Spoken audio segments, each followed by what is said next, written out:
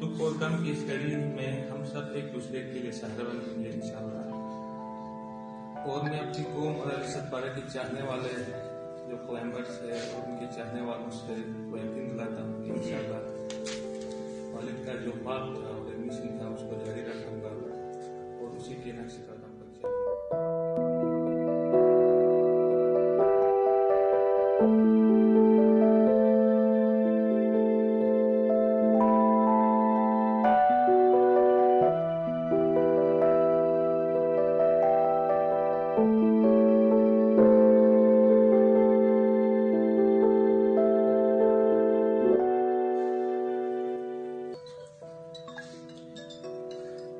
दुख और गम की इस घड़ी में हम सब एक दूसरे के लिए सहारा बनेंगे इंशाअल्लाह।